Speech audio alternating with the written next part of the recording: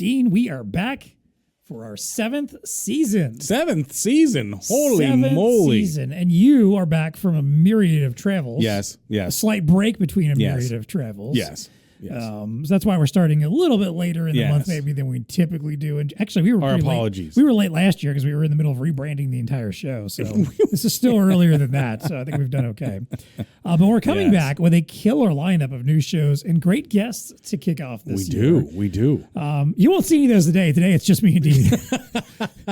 Fooled you. Yeah, really. We got to break the rust off coming out of the holidays. Well, that's true. And, we do. New year now. Yeah, we're still here. Got to get you back into it. Got to get you reacclimated. Nothing melted down at the end of the year. There's an adage in podcasting and television and anything entertainment that, anything could be someone's first time. So, that's right. Any episode could be someone's first episode. This is so true. So if you're ever like, why are these guys always like saying the same things, repeating stuff over could be their first. Like, you never know. This might be someone's like, hey, 2026, I want to try out a new pod. Let's see what this BlueStar Nation thing is all Little about. do they know we've been at this for 7 seasons. That's right. There you go. But today we're going to talk a little bit. Dean's going to reflect on his time at the NRF Big Show, tell you what he saw and heard about there, and some other stuff that I've been hearing about for some folks out and about there as well. Then we're going to reflect on the hot topics, the trends, our most engaged content from 2025 before making some predictions for 2026 and revisiting last year's predictions. Oh, no. To see how badly we messed up. Oh no! I didn't know that was in the agenda. I feel like we should. like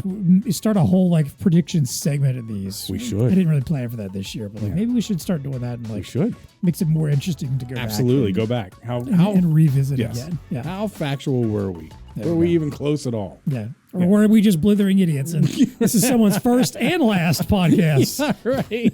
I'm John Martin. And I'm Dean Reverman. Welcome to BlueStar Nation.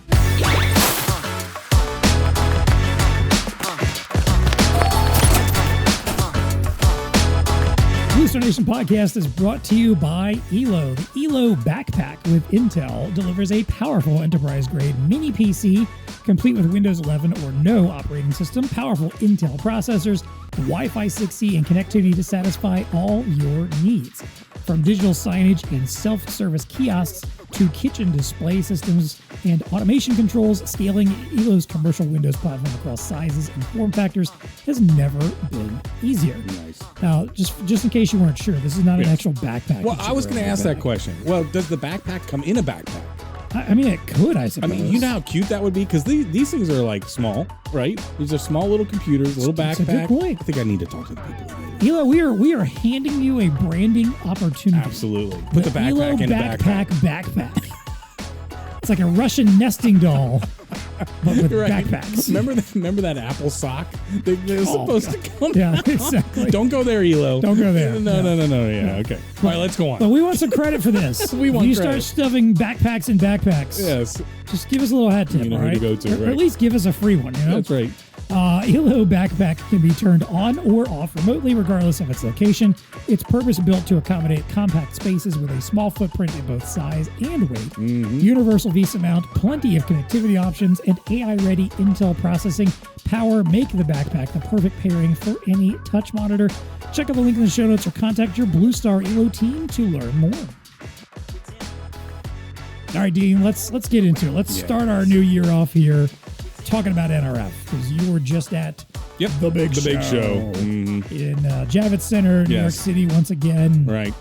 Was it cold and rainy in the No, it was beautiful. It was, beautiful. I mean, as New York goes, in the wintertime, it was, low 40s and sunny. That's not bad. So, oh my gosh, it was pretty frigid here right now. Didn't know what to do. Comparison. Yeah. But usually it's snowy, dreary, just miserable. Yeah. It was really nice. Okay, well, that's sounds good. It was a good way to start off. I mean, I don't know why they can't do that in a nice sunny place in January. Right? Yeah. Can we get out of New York? Can we go to Orlando? Why is it gotta be New York? Otherwise, we're in Orlando right afterwards. Just as cold in Orlando. Well, Oh well. Welcome to January. Yes, exactly. Well, talk about the show. For you, what was the vibe like? I know when you're there, you're doing a lot of meetings typically, and you're kind of running around, bouncing from place to place. But I'm sure you had a chance to catch a few things, or at least saw some things throughout your travels across the floor there. What were some of the vibes? What did you see? Did anything really impress or stand out to you at the show this year? Well, I don't know. We might as well just come right out of the gate with it. AI is everywhere. Who knew? Shocking turn of events. It was all encompassing. Like, you know, everywhere you went, it was AI. It was AI front of house. It was AI back of house. It was AI embedded. It was AI not embedded. It was just everywhere. Right, yeah, so everybody is talking. Speaking of Russian nesting dolls, are we like putting AI in AI and AI yes, now? I think we are. We've reached that point. I mean, you and I have been dialoguing and everything that you and I have been talking about for the last, I don't know, year, 2 years about how AI's got to move from the whiteboard. Now we got to start seeing it. That's what everybody is demanding. And so all these companies are now saying, well, okay, you asked for it. We got it. And now it's all about like, well, parsing through, well, does this really, is it meaningful? Does it really actually work? And what are we doing here with this stuff? So, but I'm telling you, like everybody, manufacturers to ISVs to everybody, it was just, AI ad nauseum is what it was all about. So the vibe was all, you know, talking about that. Yeah. And then, you know, talking about, well, who do you think actually has practical stuff that is going to be meaningful? And, you know, and a lot of, I would say a little bit more of a shift to the front of house. Saw a lot of the stuff with camera, and I think we'll get into this because I know we have it a little bit later, but machine vision and cameras, you know, that's still kind of cool stuff. Although I will say they had this camera only store, you know, retail store. Right. I think it was 2 years ago, or maybe it was last year. I felt like it was last year, where you could just walk in. It was an Amazon store. Right. You could just walk in, pick up anything, and then just walk out. Right. Because it's sunk to who you were. Now, then we came to find out, well, it was actually 1,000 people in India that were watching the cameras and all that stuff. Big scandal. So you would think that store would have gone away. Oh no. It's exactly the same, and it's still on the floor. And I walk by it, and I'm like, well, what are we doing here? Like, well, maybe now all the workers are in America. You know? It's not Amazon anymore. It's somebody else. And I forget who it was, but it was somebody else. But the store has not changed one bit. You know, so conceptually, I mean, it should supposedly work if you're doing what you're supposed to be doing. If the idea is, you know, if you're genuinely leaning into that computer vision and using it to identify and, you know, and purchase products or whatever, then it should theoretically work. Yep. So this seemed like, I mean, but it was the same thing as what it felt like to you? Yeah. Oh my God. It was the same. I mean, like identical. They haven't moved anything in it. It's like they just unpacked it and put it right back up. And it looks identical. And I'm just sitting there thinking to myself, like the Amazon logo, that smile, somebody just like, you know, I don't know, slapped a sticker over top of it, turned it upside down or something. I don't know. Yeah. That's it. And the other thing I noticed, and this is just going off topic a little bit, but the show has gone casual. So in the past, like you would actually wear, I wore a sports coat. Like everybody was not dressed to the nines, but dressed like it was a business. It wasn't a casual thing. It's gone really casual now. Like Silicon Valley's crept in. I think so. Yeah, like if you had a sports coat on, you weren't an outcast by any imagine. But I'd say, you know, 20% of the people had sports coats on. Not like when I first started going there and this is just a couple years ago. Like most of the people had button-down shirts and no, that's not happening anymore. No. So we've gone casual. People are just wearing sneakers, and I get it because you're on your feet so long. No doubt. I talked to a couple of our BDMs and a couple of them who had never been there before, and they're like, man, I had no idea I'm going to be running around and stuff like that. So anyway. Tell them it was good practice for VARTech. Yeah, there you go. But getting back to the vibe, you know, it was all about that. You know, what I didn't see was a lot of robotics. You know, that was kind of lessened this year. Not that they weren't there, it just wasn't as prevalent as it's been in years past. I'm just going to go back to AI. It was just all about AI. Yeah. That's when, I mean, the you know, I've been doing a little bit of research and speaking to some folks and just digging into the stuff that people have been posting, you know, online. Checked out Jim Roddy's blog or whatever on it. I'm whipping up a little article for us on the BlueStar Nation blog, which maybe out the day this comes out. I'm not going to make promises. If not, it should be very soon. So keep an eye out for that. But that is the AI thing overwhelmingly, which I fully expected. Yep. But again, I will say though, and I feel, you know, like we can kind of take a little bit of a victory lap in that it did sound like people were much more focused on the real practical solutions. For sure. It wasn't just, hey, here's an cool AI thing that may exist sometime in the next decade, may not. It was more of, hey, here's something right now that exists that you can use.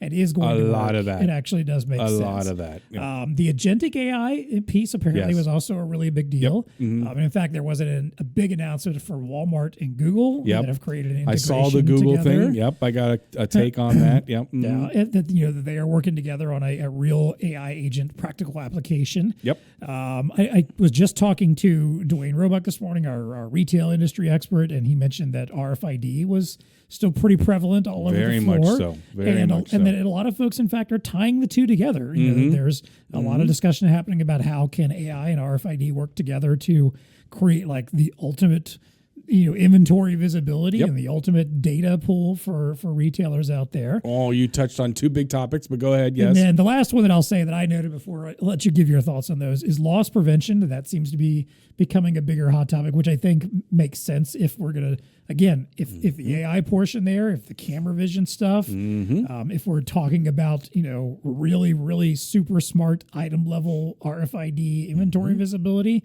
all that stuff can only help benefit loss prevention at this point. Yeah, and I think so when you think about the top topics and stuff like that, it is clear that like machine vision, and I think we talked about that last year, right? We did, yeah. Okay. We'll talk about that in our reflection here in a bit. Yep.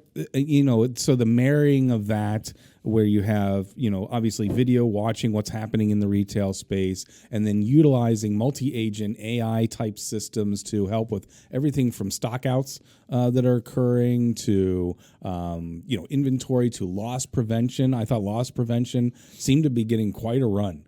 Because, you know, you hear the headlines about how bad it has gotten, how, you know, all these stores are just dealing with hundreds of billions of dollars worth of loss, right? Just walking out, whether it's at the self-checkout or whether it's just back a door or whatever. So, you know, utilizing AI systems to monitor behavior and then flag seems to be like these are things that are really like this is AI that is practical now. Like it is definitely off the whiteboard now, and there were plenty of systems out there that you could have an answer for that. So that's really good stuff. Addressing a legitimate problem. Oh, it's a huge problem that every retailer wants to address. 100%. Yeah. So in fact, there's one company there that was being highlighted that, you know, they've got a system down all the way down to, I think it's like $2,500 for watching 4 lanes of commerce in for loss prevention, and it's just getting back down. Like I said, it's getting very practical. It's starting to be very real. And okay, so what would the cost be? Now we've got numbers attached to some of these things that are happening out there, and honestly, they're pretty reasonable. I mean, if you're watching 4 lanes for $2,500, it's not bad. That's not bad. You know, because you're probably losing a lot of stuff that's going out of there. The other thing you tapped on was data. And that was the chatter too. It's like, you know, everybody, I don't know, a lot of the conversations that I was in around AI, it's like, yeah, all this stuff. Okay, got it. You know, now we're starting to move into practical use cases, but everyone now is hitting this barrier of like data, not having clean data, or how do we get so AI isn't AI unless it's got good data that's formatted to run off of. So now, you know, and there were a couple companies on the floor. That's all they do is clean up your data. They'll take your data and they'll clean. I guess they just clean up your stuff, and that's what they do. Fine, hit that E button for this episode. And I was thinking to myself, well, that's brilliant. You know, I just got data massagers out there. Like, we got to get it in this format. Do they have like clever cleaning related names? I mean, I feel like there's a perfect opportunity there. You know, like Scrub-a-dub or something, you know, or wait, Mary Maid, but the AI in Maid is like super tall. I gotta stop giving these ideas away for free. Well, we should start a company right there. That's Mary Maid AI cleaning. I like it. Well, I think we would make oodles of dollars because the data is, you know, it can't be ingested unless it's in a good format. So that's a huge challenge that was out there that was being talked about as well.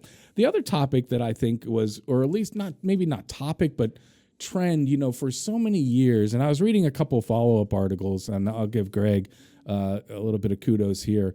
You know, a lot of talk in the past was around omni-channel, you know, and just the move to omni-channel. But right now, it seems like that is officially table stakes. Like everybody just assumes that you have multi-channel, that your inventory is visible, that you got full, you know, orchestration of fulfillment, and that you've got real-time customer interaction of some sort, and if you know, via technology. And it's like that's just assumed at this point. And so now we can now start moving into more sophisticated AI chats and stuff like that around that kind of stuff. So anyway, you know, not that it's I don't know. I tried to equate it to like the small to medium sized retailer. It's like, well, are they really omni-channel? But they, at this point they have to be, or else they're I mean, just not. it's kind of like, I mean, you think of like the post-COVID era and like hospitality, for instance. Like, I don't care what size your restaurant is. I don't care if you're a big national chain, if you're a mom and pop that's just operating down the street in one small town. You probably had to make some pivots, and you probably had to buy into delivery or online ordering and stuff. I mean, to survive, and then now it's just the new normal, and I think that kind of stuff is starting to hit in the retail world for too. sure. There's some things that just are just going to become the norm for any size of business potentially. Absolutely. And I think the more important part is that there's a lot more small business focused ISVs and and solution integrators or whatever that are going to be out there helping them figure out how to do that. Be like, hey, you don't have to be Walmart to go out there and and have an efficient omni-channel presence, or have an efficient unified commerce, where you can do online ordering and online sales as well as your in-store stuff. We can help you merge that together, and it's probably a lot simpler than you think it would be. Well, and yes, I think there's more than enough tools out there at this point in time to enable companies to do that. And they really have to. They have to be there. Because the other thing that I was noticing is that really, you can clearly see the pivot towards this experiential. We talk a lot about that, and coming out of the pandemic, that was a lot of the talk was like, well, how are these brick and mortar places going to survive? And it's around the experience. And that is definitely, I think, a thing. It's becoming this experience hub where, like, if you walk in, you're expecting more than just a rack of clothes. It's consultation. It's an experience. It's dressing rooms that can show what you would look like. It might be that agentic AI. It's absolutely helping you shop. So I really think that's even like in-store workshops were being talked about, or tastings are back. Doing those types of things. So converting the retail space, and then converting those employees, since all this technology is making their lives a little bit easier, turning them more into consultants, and having a conversation and experience when you're in the retail space. That clearly seems to be a trend that continues on. And how's technology going to enable that type of a thing? So a lot of that going on too. Cool. All right. Well, so look for that blog post to learn a little bit more about some of the interesting, topics of conversation, and get some quotes from some folks that were at NRF and what they experienced. That'll be coming soon on the BlueStar Nation blog, if it's not there already. Dean, let's pivot a little bit and start, it's the start of a year. I know we're late in January as we are recording this and putting it out, but people usually the first month of the year do a lot of reflecting on the previous year as well as looking ahead. And I always like to do that here by taking a kind of a quick look back at some of the things that we did last year, some of the things we talked about. And first of all, I always like to check out, because I'm the content guy, I like to see what was some of the content that you, our loyal listeners and followers and our fans of BlueStar and our partners and customers and whatnot. What interested you? What was your what was the things that you paid the most attention and spent the most time with? So first of all, let's talk about the podcast. It's funny because I feel like this is the second time in a row that our podcast was very RFID heavy from the perspective of some of the top episodes.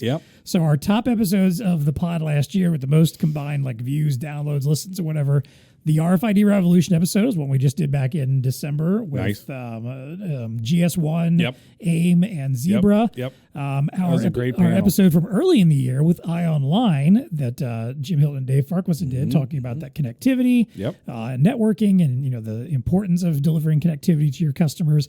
Then there's RFID and checkout. That was actually a holdover from 2024, late in that year.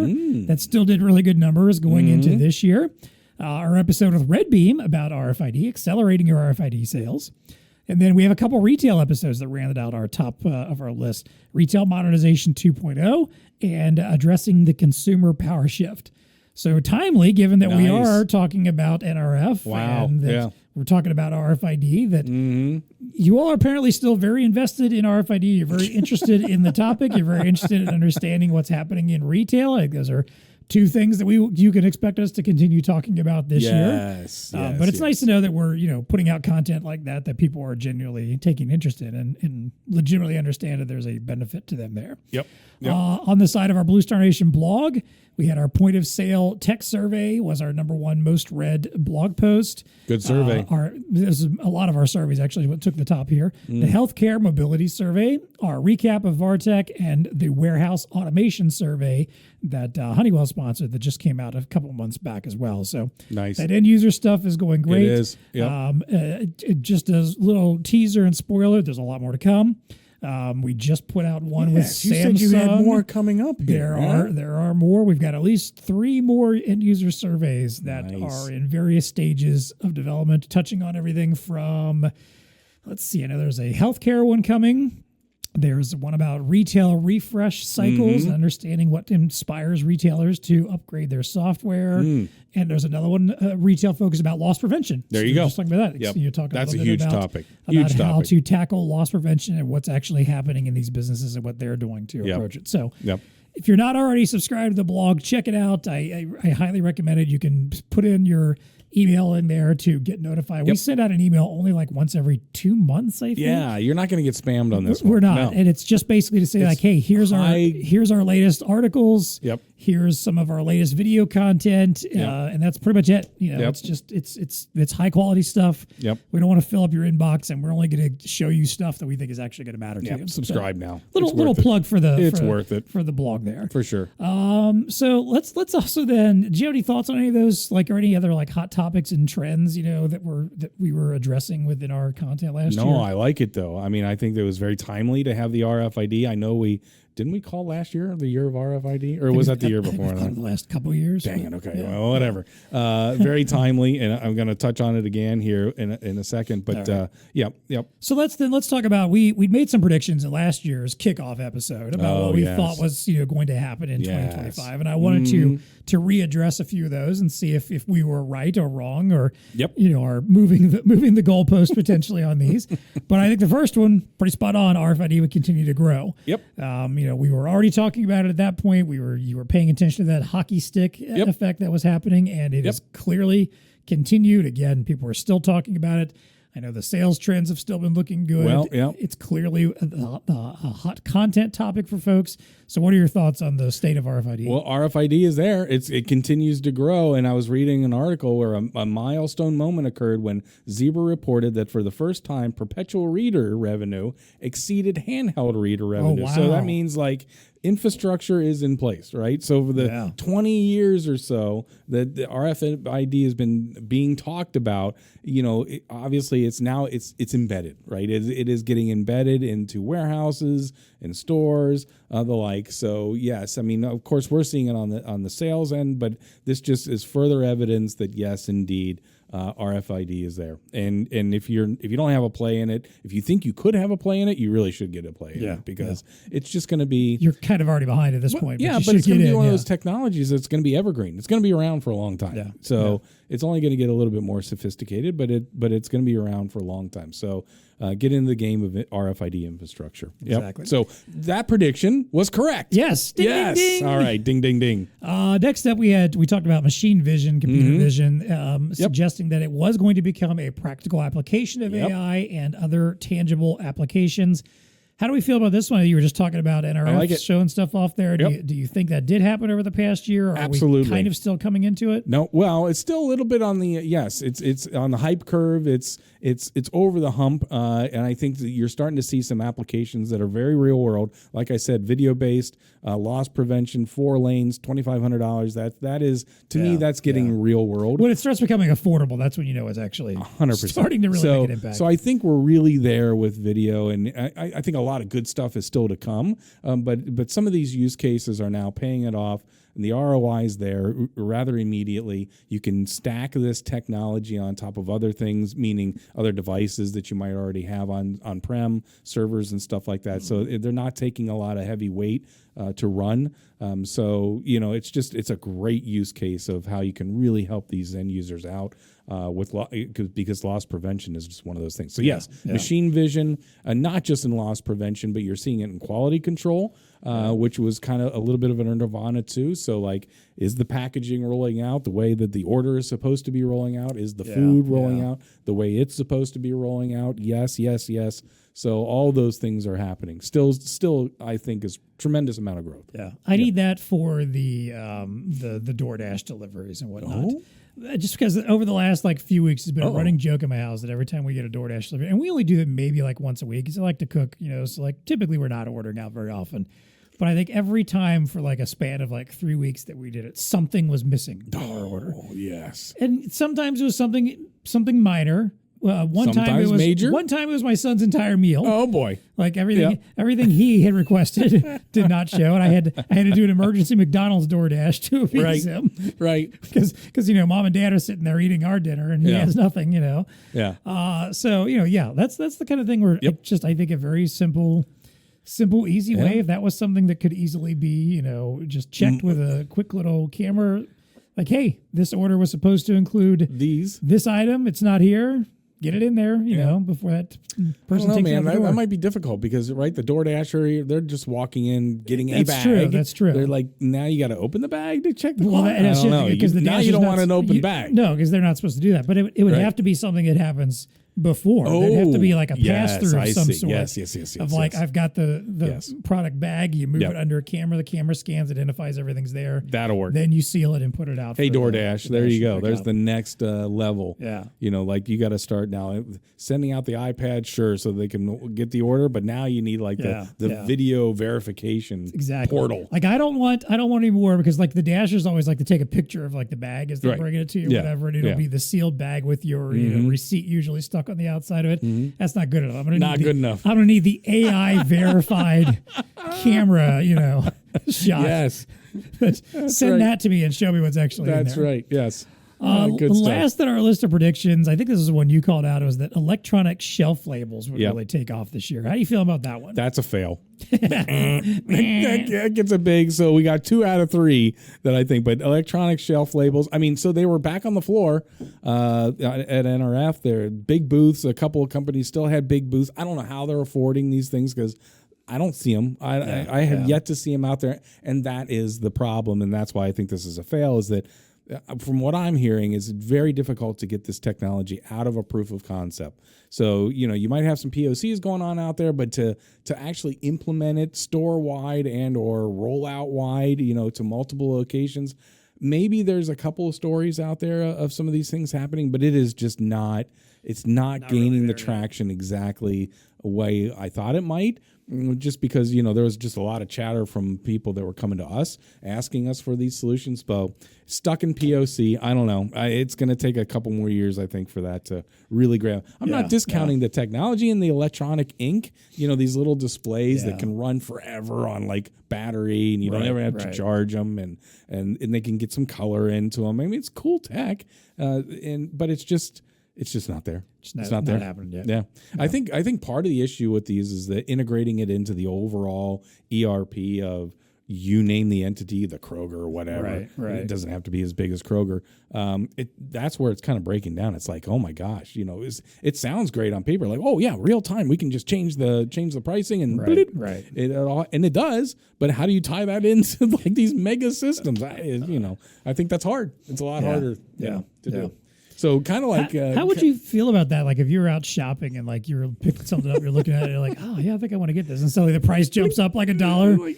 Hey, wait a minute, what are we doing here? Search. Well, that gets into the whole legality of it. There would be all kinds of social media videos. Well, not around. only that, but I don't legally. I don't think you can do that. There's some lawsuits going through right now because you can do that on digital signage to a certain degree, right? Yeah. That's dynamic pricing. There's surge pricing, stuff like that. Yeah, so not too cool. Yeah. Consumers don't like that, rightfully so. Nope, I don't like that. Hey, what'd you get that muffin for? Wait, it's $1 less than what am I? What? Yeah, exactly. There's been some articles I've seen floating around discussing the idea that especially people when if you're an online grocery shopper, or again something like a DoorDash or whatever, that potentially prices are being manipulated and changed for those people. So it wouldn't be it wouldn't be something where it's necessarily happening to everyone, but I'm almost exclusively an online grocery shopper at this point. I'm I'll go to the store if I got to fill in something I missed or something, but typically my weekly grocery order is being done online. And Same delivered. here. Yeah. So what if what if I was to find out that, like, because I'm doing that all the time, they're like, You well, are paying a higher price. yeah, like we can charge you an extra like 2% more for everything because you're never in the store to verify the prices That's anyway. right. Which I would hope that's not happening, but apparently that is a concern that is starting to pop up. Yeah. I see. There has been some potential examples of Got that to be happening. careful. Yep. I don't know. Get punished for convenience, apparently. That's right. Yeah, don't overcharge me. Yeah. Exactly. All right. Well, then 2 out of 3 ain't bad 2 out of for 3 our ain't bad. predictions That's right. from last year. Yeah. Let's try it again for 2026. Oh no. What do you think are going to be some of the top trends, technologies, opportunities, the big stuff coming in 26? Where do you think there's places that VARs should be putting their time and attention? I'm staying with RFID, baby. Yeah, I feel like that's the low-hanging still fruit. my number one, but I got to win the prize next year, so I'm going to stick with RFID. That one's staying in there. I like connectivity, but that's selfish to BlueStar, because we have a connectivity practice. So, getting out there and. But I will back up there because again, you were talking about how like what happens with the data is so important. That's right. And that data, getting it where it needs to be so that it can be cleaned and sorted and become meaningful and useful is only as good as being able to push it wherever it needs to go, whether it's to a cloud service, whether it's to some servers somewhere, home office, an ERP, whatever it is. It's only as good as that connectivity. And if you're collecting data on site and your connectivity sucks, Yep, that's right. that's a lot of data you potentially are missing out on and not getting a full picture. For sure. So hey, I think there's and all these end devices that need to send their data in. Yep. And if there's hiccups along the way, that's not good. Exactly. Yep. You're still not going to get that full picture. Yeah. And so here, my last one is not necessarily it is an opportunity, but it's more of an issue. And a lot of this was being talked about, and that is this apparent coming chip shortage. So there's. If you haven't heard about this, maybe you've got your head stuck in the sand, but there's an issue around all these AI data centers sucking up all the bandwidth of chips being made. And so all the production's going towards that. What is that doing? Well, that's creating a ripple effect that all the normal chips, memory chips and stuff like that, are becoming there's scarcity now. Right. So as all these chip manufacturers pivot to make the demand for the AI, well, here we are left holding the bag with all this other technology that needs these chips. So my prediction is, it's going to be a rough year, but the opportunity for customers is to get their orders in now. I know that sounds like such a sales, like, well, you got to order now. You never know what's going to happen tomorrow. That's right. But the reality is, like, if you had somebody on the fence or whatever, I would get your project moving forward in Q1, because just as the year progresses, from what I'm hearing and what we're seeing and just the chatter that's out there, things are just going to start getting more expensive as we progress into the year.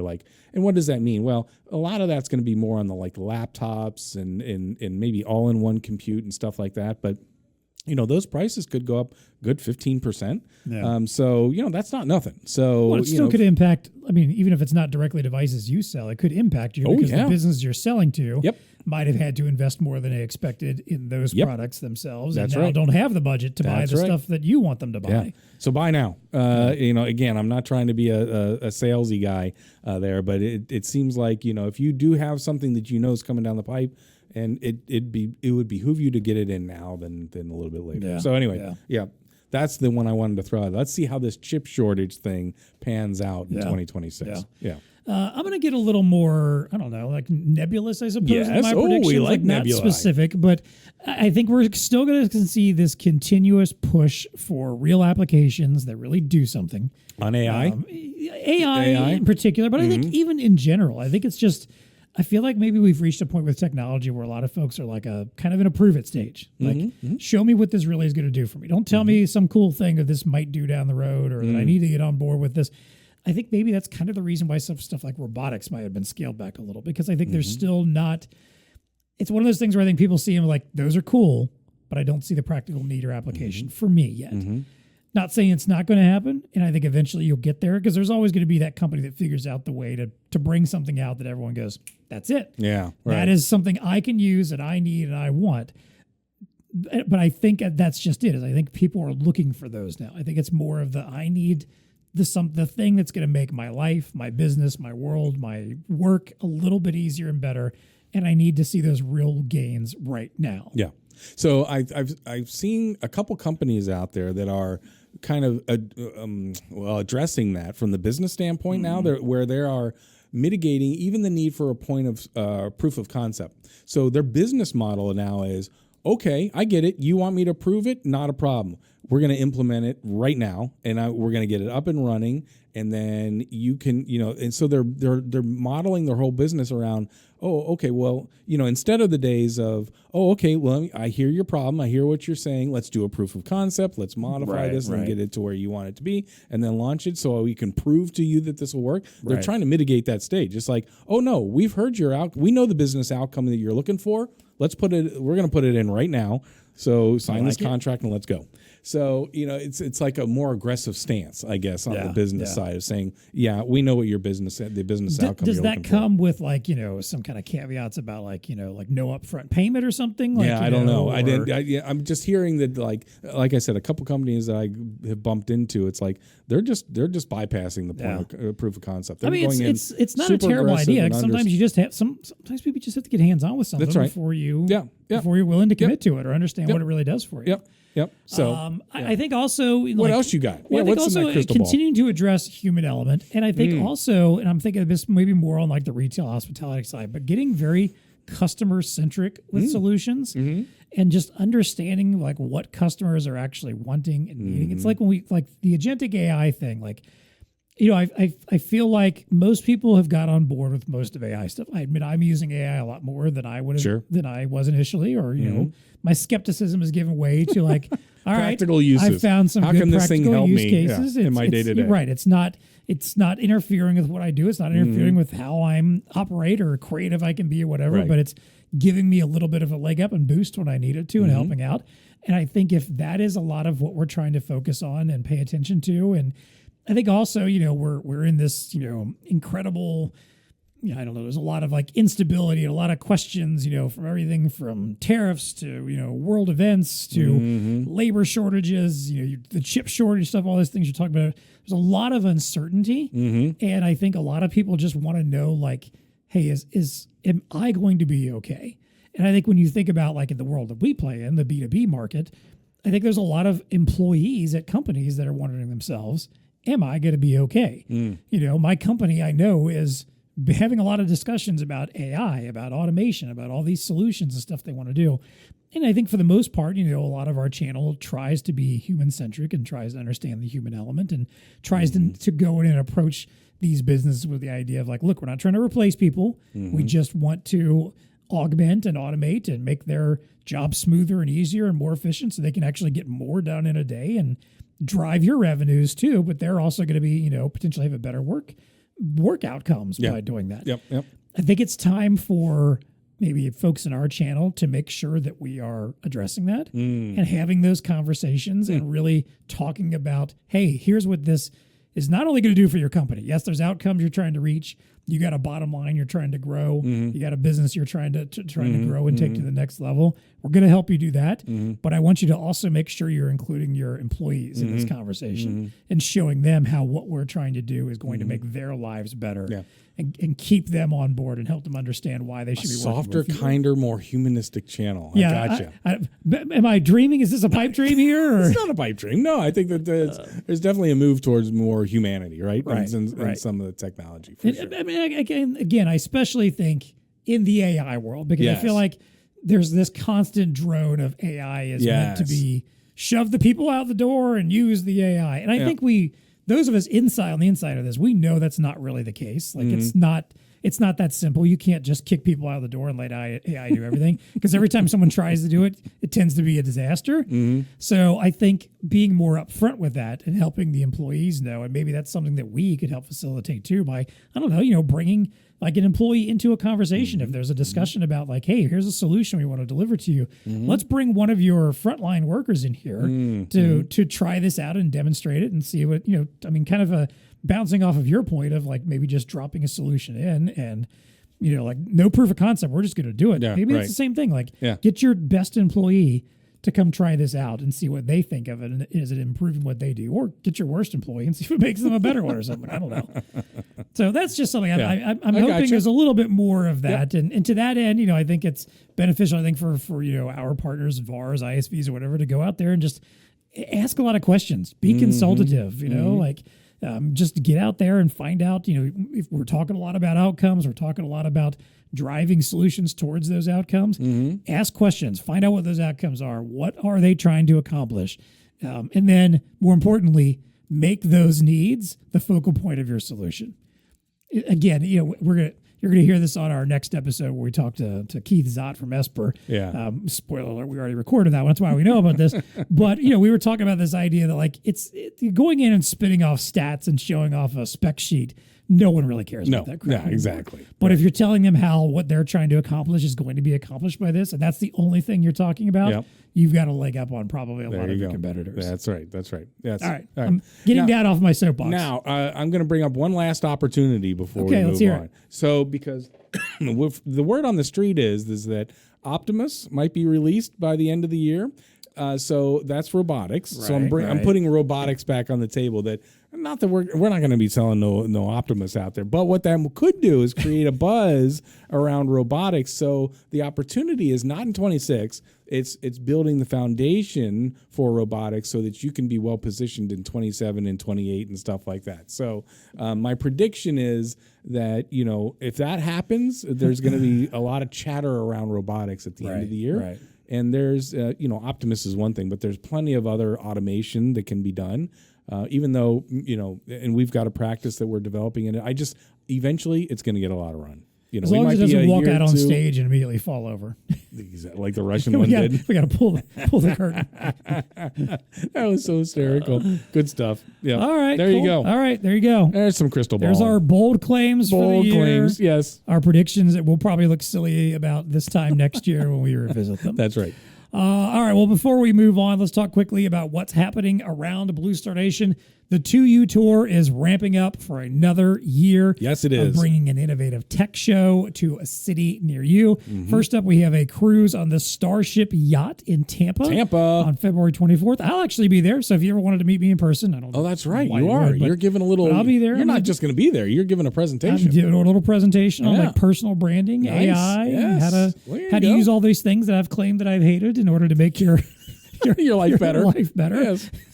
Some of it's going to be based on some of Cordy's previous presentation on the fact. So I might add my own little touch to some of that. I hope so. The 2U Tour combines a trade show with top vendors showing off their latest tech. There's education, like I just mentioned, to help you level up your business practices, your personal branding, and more. And also networking with your peers, with channel leaders, and our BlueStar team. In exciting locations. Again, we're out on a yacht. We do these always in fun, cool places in different cities. Yep. We got additional cities on the docket this year, incling Phoenix, Austin. I don't know if we've ever done Austin before. I don't think we have. No. That might be one I want to try to go to. Phoenix, too. I've heard Austin's pretty cool. Yep. Toronto, Boston, so many more. That's just like the first half of the year right there. Boom. So bookmark our 2U page tour link that's in our show notes to keep up with them. Make sure you're also following us on LinkedIn so you can catch new dates as they open up. Some of these, especially these like boat ones that we're doing, have very limited space. So, as soon as you get the chance to sign up, if you're in that city or going to be nearby there, you should sign up and come meet us out on the 2U Tour. They are a lot of fun. And so we just have some great vendors that show up at these things too and show off some really cool stuff. Yep. So, great opportunity. We hope to see you out there on the road. Hey, while you're going out there and looking up information on the 2U Tour, take a moment to like and subscribe to our YouTube channel. Leave us a rating and review on the podcast platform of your choice. Follow us on LinkedIn, any of the socials where you can find us. And hey, check out our BlueStar Nation blog. I mentioned it earlier, these amazing surveys that are out there. Make sure you are following that. Of course, you can reach out to us anytime and tell us what you're interested in hearing about and seeing and talking about on the show. We want to know if you want us to dig deeper into some of our topics that we're riffing on that we think might be big deals this year. We'll be happy to find guests to talk about those. So find us at any time by reaching out to us by email, nation@bluestarinc.com. All right, Dean, let's wrap things up. Let's do a little VAR value and a little different this time.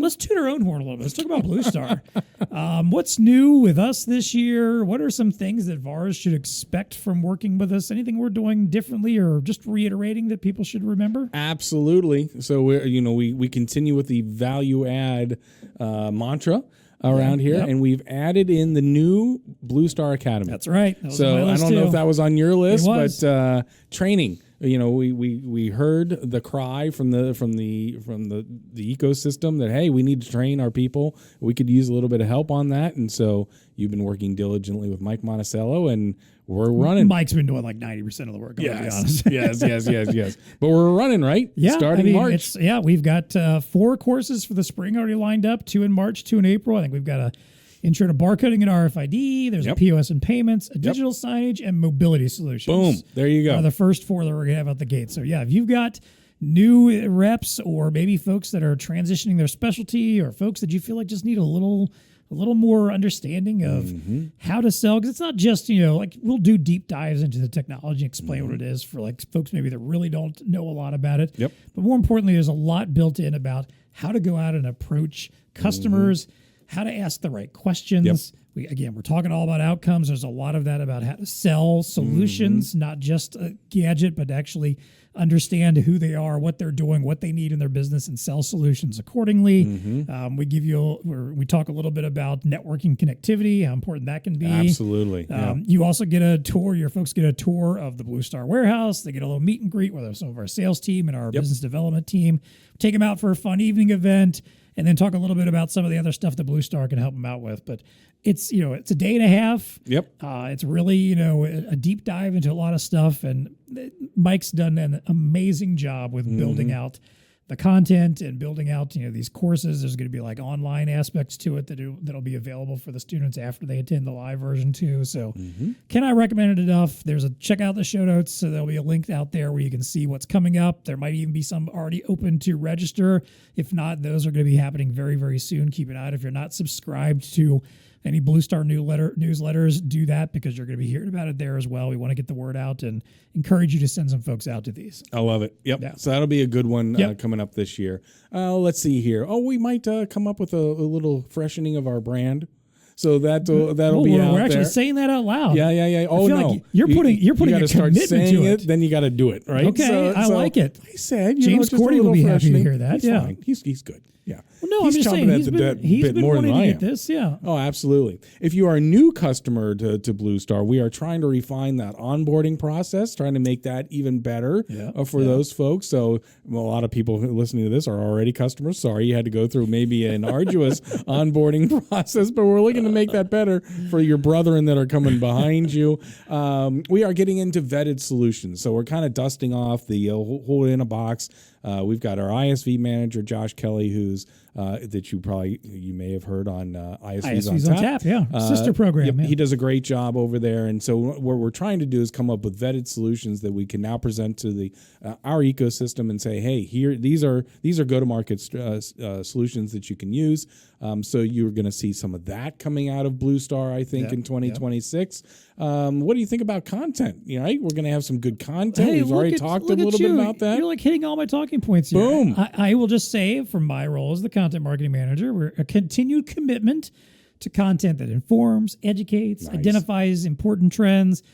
We're always eager to just, get out there and share stuff that is going to help you grow your business, going to help you understand what's happening, help you find new opportunities. We're going to keep doing that. Like I said, we've got all those great surveys coming up. So at the very least, we've got some data-backed information about what's happening with end users to help you understand, where you should be directing your attentions, how to win business, how to ask the right questions, who to be talking to. That could be the hardest thing sometimes in some of these businesses, is understanding like, hey, this person over here told me all about how much they hate their point of sale and they want something new. That person is not remotely involved in the decision-making process. Spent a bunch of time with them that I didn't need to, and they did not help me get where I needed to go.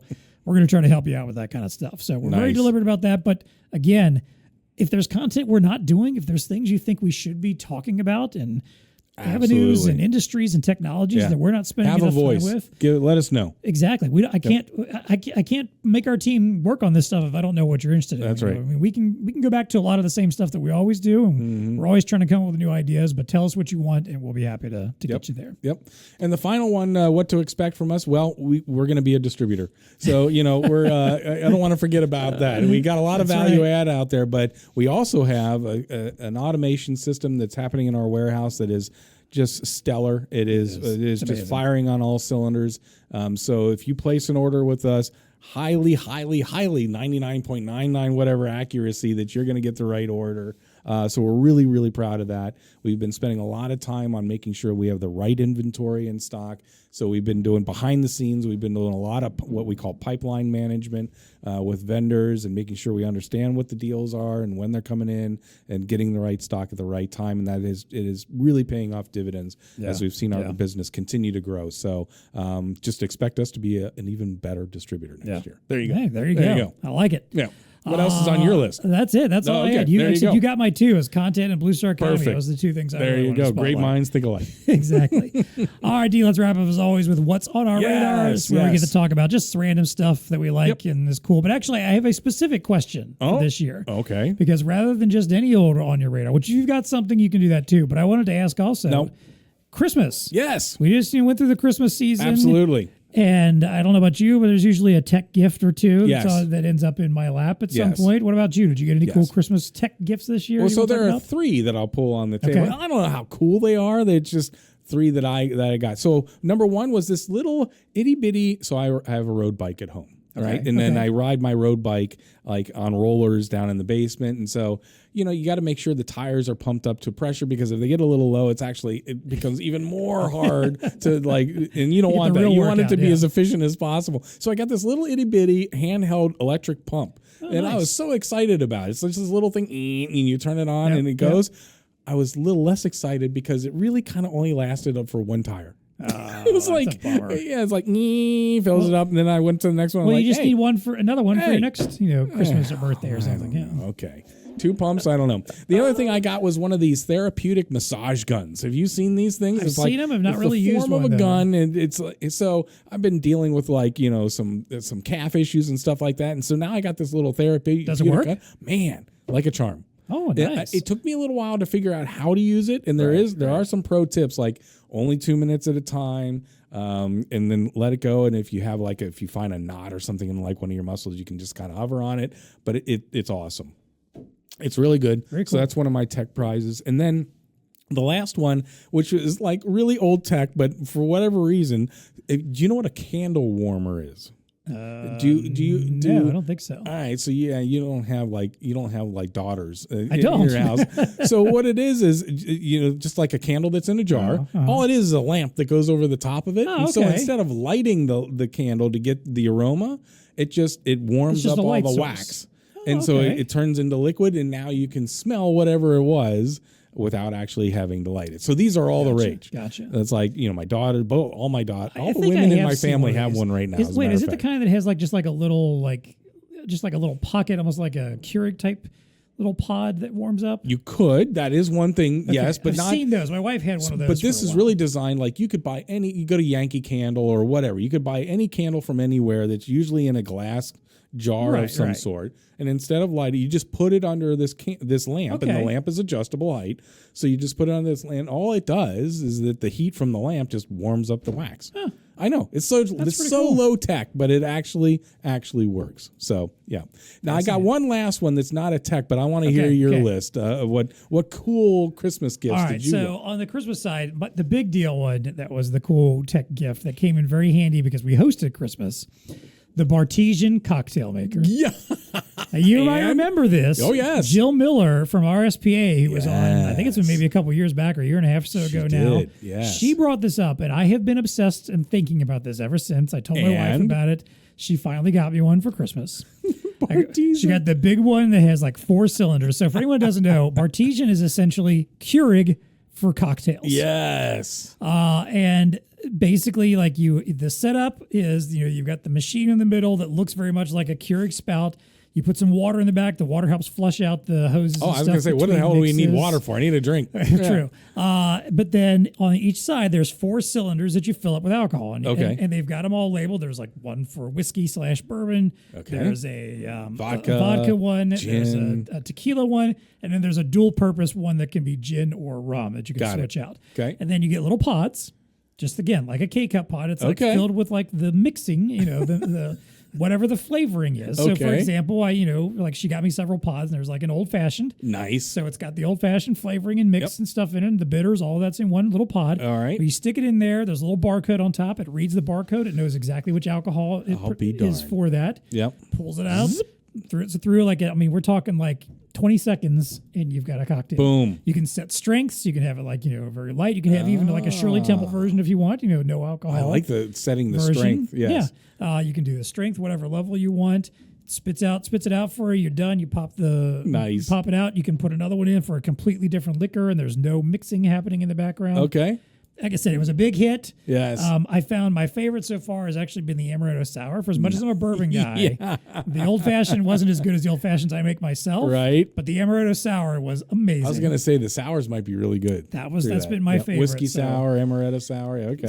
So it's a fairly big device. It takes up a lot of space. We managed to find a cabinet to stick it into when we're not using it. Yeah, right. Mm-hmm. But we've busted out now a few you need times. a bar. Now you need do you have a bar in the basement or anything like this? Not yet. That is in our future someday plans will be to actually finish the basement and well, now you have the barista to help you put a bar in down there. But it's a cool device. It's not cheap, unfortunately. And there is also a version you get with just 2 cylinders instead of 4. Mm-hmm. But if you are someone who makes a lot of cocktails or you like to entertain, man, it's short of, again, if you're not someone who likes to like mix drinks yourself, it is the best way to make some good tasting drinks that people will appreciate. And nice. It was a pretty big hit. I love it. The only other thing I'll say I got that I enjoyed very much on the tech side of things is I got Spider-Man 2 for the PlayStation 5. Fair enough. Last Christmas, I got my PlayStation 5. I got the original Spider-Man then, played the hell out of that. This one I played so much that I finished it over my break. Already? My time off between Christmas and New Year's. Oh, my Lord. I played through the entire game. It is an amazing game. It still has some of the best mechanics of any game. Swinging through the city as Spider-Man is just one of the coolest things I've ever done in any video game. So, love that series. Hopefully they keep making more of them. It was good, and it was very much a mind release kind of breather for me for about a week or so. Very nice. Very nice. All right. What else did you have? Well, let's stay in the world of animation. So during Christmas, though, all I heard and coming out of it, all I'm hearing about is this movie called Niza. Oh, yeah. Niza 2. Yeah. Okay. So I need your take on this. I have not watched it yet. Is this replacing Pixar?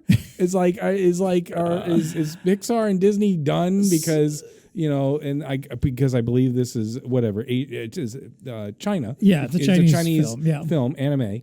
That's all computer generated and blah blah blah. But apparently, if you're is Miles aware of this? Not yet. That seems impossible to me that he wouldn't know about not that I'm aware of that he's heard about it, at least. If he hasn't brought it up. I'd never even heard of the first one at all. I think it was more... Me neither. Came out in 2019. I think it was much more of, a Chinese, thing. It was bigger there. But apparently this new one came out and was considered so revolutionary that it kind of... It's the number one movie. Yeah. Yeah, it was a huge, $2 billion. Huge film. I think there was maybe only one other movie that worldwide that may have done better. Maybe the Minecraft movie might have done better. I don't know. Maybe that was just it was number one. I don't know. But either way, huge deal. Yeah, I know it's on HBO Max now. I do need to check it out. I don't know if you need to have seen the first one beforehand. They do recommend that you do it. I did a little research, but you're gonna So, you should watch them both. So I'm gonna have to try it out sometime. I'm sure there's a dubbed version or something. The question is Pixar dead? Is Hollywood dead? So we're no longer producing the number one movie of the year. It's interesting. There's some competition going there, a little bit of competition, and it's interesting too because a lot of Hollywood studios often will be very cautious in their edit and their what they do with their films because they want to to open well in China and for the Chinese audience. a lot more restrictions on what kind of content can be in a film that will play in China potentially. But now then suddenly you've got the Chinese making films that are creating like this universal global appeal too. Well, and that's why I kind of picked up on Pixar, because I watched the trailer for it. I encourage you to watch it. It just seems like it is. It's got the humor of a Pixar movie. It's like, just those touching little back and forths and stuff like that, and just little vignettes of like kids being cute or these little characters having cute little one-offs and stuff like that. It was very Pixar. Well, and to that matter, well, dang, I mean, Pixar is not had a great track record in the last few years. I right. mean, like Inside Out 2 was a monster hit. Like that was one of the biggest films of the year as well, and it was very good. But like you think about, did you see Elio? Nope. Most people didn't. I did see it. It was fine.